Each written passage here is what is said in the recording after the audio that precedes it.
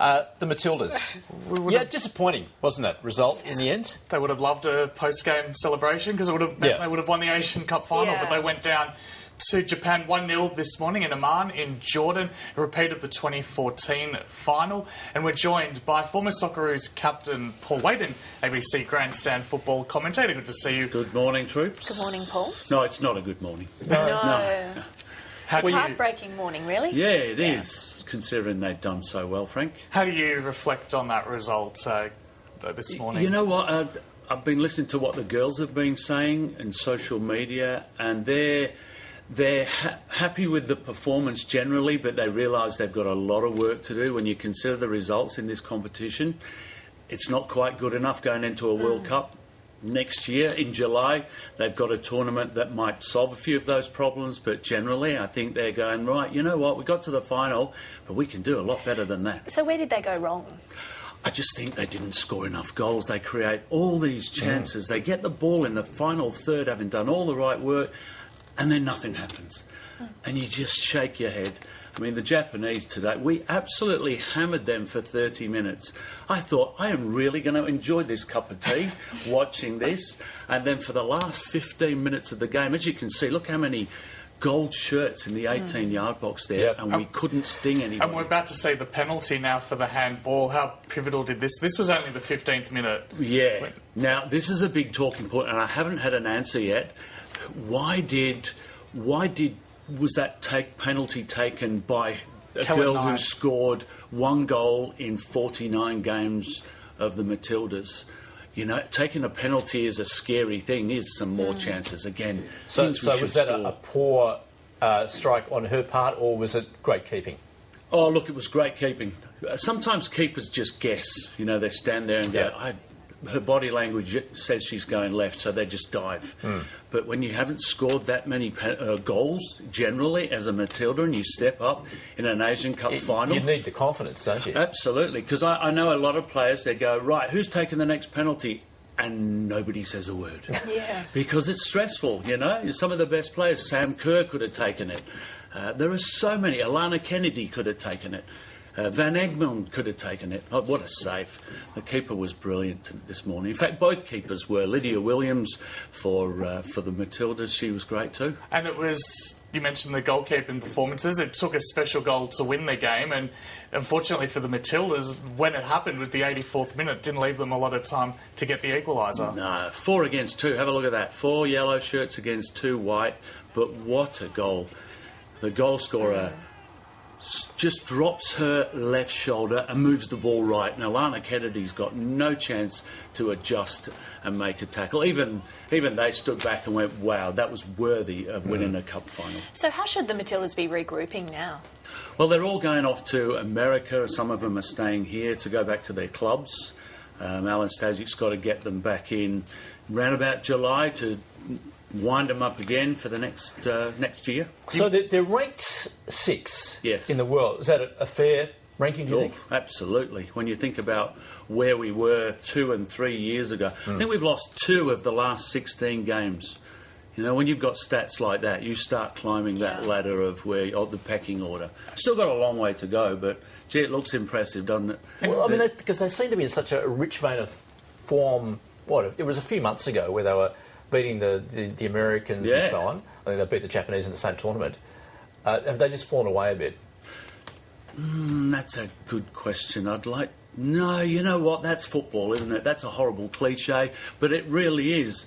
That's why we annoy people by putting that crossbar between those 2 posts.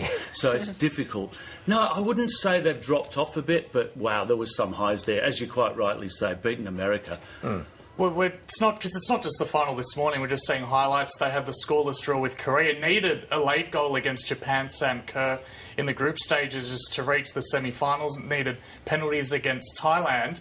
There'll be a few things that, as Andrew was saying, they were the highs of last year, but while you'd love to win trophies along the way, this would be a good learning curve for the team ahead of the World Cup next year. Yeah, look, they concede a lot of goals too. You know, there is doubt at the back, but it's their most solid section of the ground. The great thing about the Matildas, we're always trying to tell kids, you've got to make sure you've got the core skills right. And I think in the past, the Matildas, the Socceroos, we've always struggled on the world stage. But when we get the ball now, the Matildas especially, they never give the ball away, which is so refreshing to see, and that's why they create so many chances. Let's move along then, because while the Matildas went down this morning in the Women's Asian Cup final, the Men's A-League continues. The final series started last night.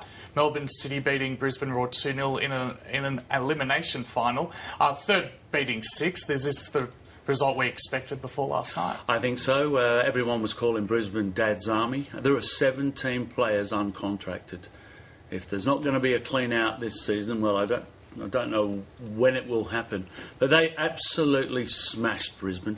Brisbane were sort of lucky to get into the finals because Western Sydney were beaten by Adelaide last weekend. But honestly, it was just one-way traffic. You could have put the goal on the halfway line and Brisbane still wouldn't have had a shot at goal.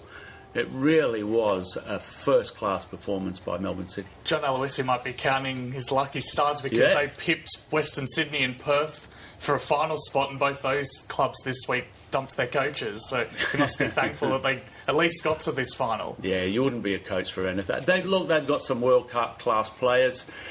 Out wide, they're quick, they can dribble, they can create chances. It's I don't know whether they'll beat Sydney FC in the final, but they'll certainly give it a shot. I was going to say, Sydney beatable? Yeah, they are, but they'd have to have 3 players sent off in the first 15 minutes. And if Melbourne Victory beat Adelaide tomorrow, would have a big blue for a semi-final, or Adelaide would take on Sydney? Who do you like in that game tomorrow? Melbourne Victory. Honestly, I think they're starting to build a little bit of confidence. In midweek, they had a win in the Asian Champions League. Yeah, they got beat by Sydney FC last weekend, but they've got very good players. All right, some big news out of the English Premier League too. Yeah. Well, Arsène Wenger leaving, or will leave Arsenal at the end of this season after 22 years in charge. Fans have been calling for it for the last few years now. Is now the right time? Is it still too early? Is it too late? Feels as though they've been calling us for the last 20 years. Yeah.